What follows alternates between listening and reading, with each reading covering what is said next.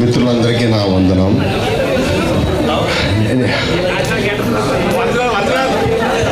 అంటే నాకు తెలిసి ఉపాధ్యాయులదే నేను తెలిసే ఉంటాను. Thanks madam, thanks sir. నేను ఈ స్కూల్కి 7th క్లాస్లో వచ్చిన.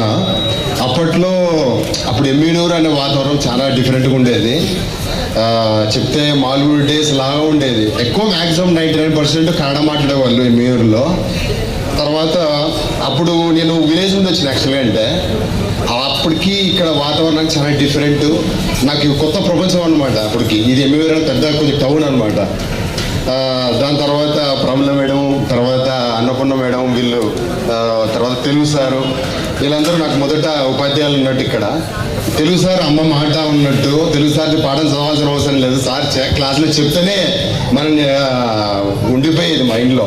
ఎగ్జామ్ కూడా పెద్ద ప్రిపేర్ అయ్యేది కూడా లేదు. తెలుగుకి సార్ పాఠం చెప్తేనే మన మైండ్లో ఉండిపోయేది. తర్వాత మన శ్రీధర్ సార్ వీళ్ళందరూ 9th స్టాండర్డ్స్లో వచ్చినారు. యాక్చువల్ అంటే మన స్కూల్లో అందరూ ఇంటెలిజెంట్స్ ఉండరు.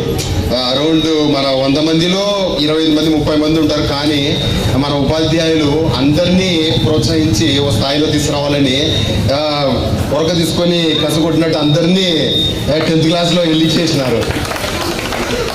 మన ఇంటెలిజెంట్స్ అయినా రమేష్, నాగరాజు, లేకుంటే బొడుండ సురేష్, లేకుంటే మహేష్, అసలు మేము కాదు కదా, డల్ స్టూడెంట్స్. మా లాంటి వాళ్ళని కూడా ముందుకి ప్రోత్సహించి చాలా వరకు టీచర్స్ని కూడా శ్రీధర్ సార్ని బాగా సదాయించడం, క్లాసులో అల్లర్లు చేస్తూ వాళ్ళ పేషెన్స్తో భరించి అట్లే మమ్మల్ని ముందుకి ఎంకరేజ్ చేసినారు. ఒక ఇన్సిడెంట్ మీకు చెప్పాలి. యాక్చువల్ అంటే మేడం వచ్చి ఇంగ్లీష్ చెప్పేది మంచి స్థాయిలో ఉన్నా ఇప్పటికీ నేను ప్రతిరోజు అనుకుంటా, నాకు తెలిసి ఎవరికి అనుభవం అయి ఉంటుంది. నాకు తెలిసి మేడం ప్రతిరోజు అండర్లైన్ చేయించేవాళ్ళు. మేడం మీరు నాకు పొద్దున్నే డిక్టేషన్ అయ్యేసరికి పొద్దున మేడం ఫస్ట్ క్లాస్ డిక్టేషన్ అంటుంది అనుకుంటుంటే ఏదో రకంగా చీటింగ్ చేస్తూ డిక్టేషన్ అయిపోకుంటుంటే. కానీ ఇప్పటికి నేను చాలా ఇంత ప్రొఫెషనల్ పొజిషన్లో ఉన్నా ఇంగ్లీష్ రాస్తున్నప్పుడు స్పెల్లింగ్లో తప్పు చేస్తూనే ఉంటారు అనుకుంటా. ఆ రోజు ఆ మేడంని చీటింగ్ చేసిన. అందుకే నేను ఇప్పుడు గూగుల్లో అవన్నీ ఉన్నాయి కాబట్టి సెట్ చేస్తున్నా. ఇంత స్థాయిలో ఉన్నా ఎవరైనా స్క్రీన్ షేర్ చేసి మేనేజర్స్తో మీటింగ్లో మెయిల్స్ రాస్తున్నప్పుడు స్పెల్లింగ్లు తప్పు చేస్తూనే ఉంటా. ఇలా నాకు చాలా అనుభవం. తర్వాత చాలా అనుభవాలు ఉన్నాయి ఫ్రెండ్స్తో. చాలా మంది 20% అందరూ కనపడుతూ ఉంటారు. మిగతా వాళ్ళందరూ చాలా రోజుల తర్వాత కనపడిన చాలా ఆనందంగా ఉంది.